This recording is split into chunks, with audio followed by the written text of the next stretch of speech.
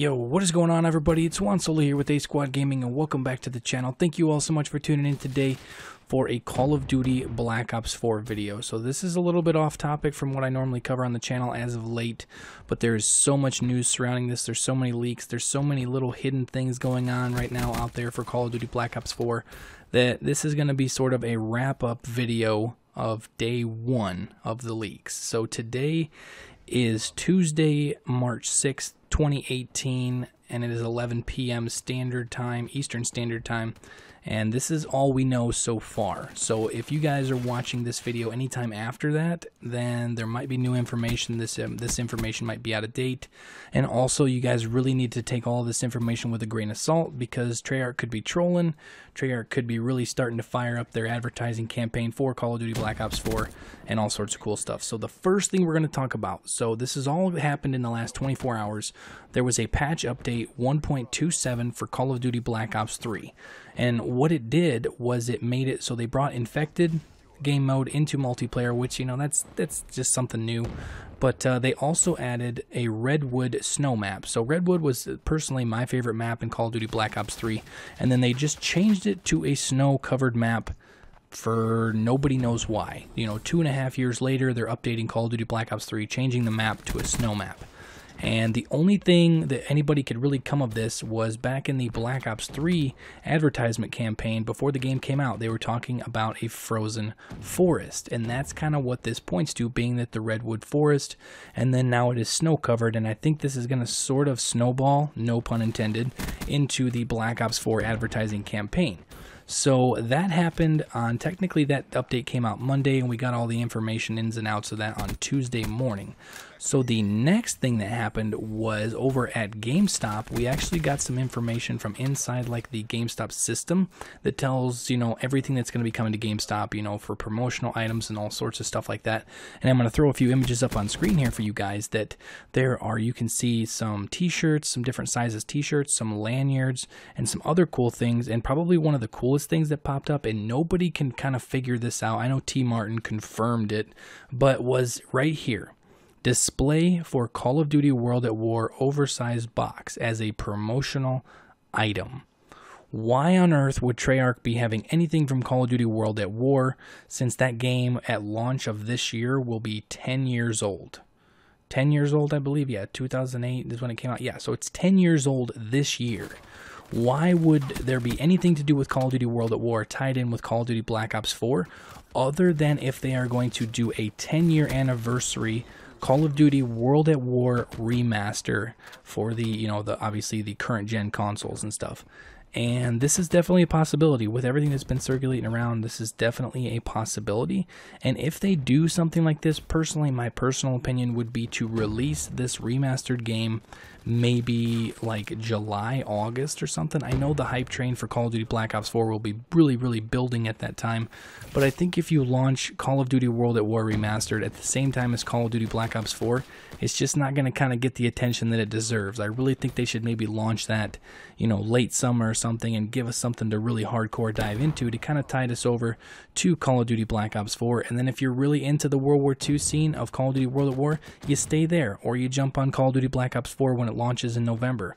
But I really think with this being all this stuff showing up in the GameStop, their archives and stuff like that, that it's pretty much 100% confirmed, obviously, that we're getting Call of Duty Black Ops 4 this year, and possibly a Call of Duty World at War remaster alongside of it. So the next thing that we had, so during the basketball game, the NBA game tonight, James Harden, he's probably one of the best NBA players in the league right now, possibly going to be the MVP this year, comes walking out of the tunnel wearing a black hat with a orange, what would look to be like a Black Ops 4, you know, sort of like a Roman numeral, but obviously 4 would be the IV, but it had 4 stripes. Kind of like Black Ops 2 had 2, Black Ops 3 had 3. It had 4 stripes. It was orange and black, same theme, and he was wearing a total camouflage shirt and pants. And everybody jumped immediately to, oh my god, it's Black Ops 4 hat. Personally, yes, I do believe it is a Black Ops 4 hat, but I think a lot of people were missing some of the other things with the camo. I don't know if there's anything to that. Maybe there's a certain camo theme that he's got going on there, but it was just, you know, a promotional thing by Treyarch, you know, thumbs up, you know, fist bump to Treyarch. You have the #1 NBA player in the league, possibly going to be the MVP this year, and he comes walking out of the locker room wearing a Black Ops 4 hat. Like, that is genius. That is absolutely genius. David Vonderhaar, Treyarch, you guys are the kings of the advertisement campaign. I cannot believe some of the stuff you guys pull to get the hype train going, especially this early on in the year. And then the next thing, guys, so now we are on to the fourth thing that's happened today. Kotaku sourced said that Black Ops 4 is going to take place in a near future setting. So it's 2018. Call of Duty Black Ops 2 was set, I believe, in 2025. So if this is being set in a near future setting, we could have one of two things here. We could have a prequel to Call of Duty Black Ops 2, so leading up to the events happening in Black Ops 2, or we can have a direct sequel to Black Ops 2. So technically Black Ops 4 would be considered a Black Ops 2.5. I know there's a lot of Black Ops words going around here, guys, but that is kind of what we're looking at here. And it says in their post, they mention that their sources state that the game, similar to Black Ops 2 and 3, will take place in a near future setting. But we've heard from two people familiar with the game's development that the next Call of Duty is indeed a fourth Black Ops to be developed by Treyarch, the studio behind the first 3 Black Ops games. Just like those games, it will take place in a near future setting. And obviously there's been no confirmation by Activision because this is all part of their plan. This is all part of their hype train getting things rolling, because World War II, it was a great game, but it really died off very, very quick. So I really see Activision and Treyarch and the stockholders and everything wanting to kind of push the hype train towards Black Ops 3, get the hype train going with it, get people excited about Call of Duty again earlier than normal, which is why we're seeing all this starting to roll out in the beginning of March. So Call of Duty World War II has only been out for 4 months, and we're already starting the train rolling for Call of Duty Black Ops 4. So, you know, that's crazy. That's crazy to me that it's starting that early this year. So, and then now let's jump into the last bit of like sort of teaser information that we got. So you guys all know, obviously, if you guys follow Call of Duty, you guys know who David Vonderhaar is.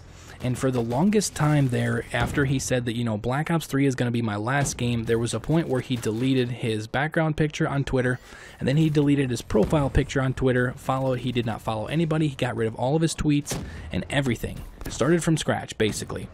And then just this afternoon, he changed his picture, his profile picture on his Twitter account to a Xbox Live avatar of himself. Basically of himself. It's basically the likeness of him wearing a Treyarch shirt. I'm going to pop that image up on screen here for you guys. And what does this mean? Everybody was kind of like, you know, what's going on here? Why is he doing that? So in 2015, Call of Duty Black Ops 3 got an exclusive deal with Sony. So Black Ops 3, Infinite Warfare, and Call of Duty World War II got exclusive DLC. They got exclusive DLC 30 days early. You got access to all the DLC maps and some other things. You got to play the betas for those games 1 week before the Xbox did. It was an exclusivity deal with Sony and PlayStation.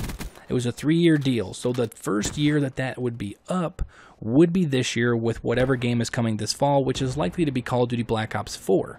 With that being said, David Vonderhaar puts up a Xbox Live avatar as his profile picture, and he's a very cryptic individual. He loves doing little things like that to make people notice or kind of like see if anybody's really paying attention to what's going on kind of behind the scenes. But I really think this means one of two things.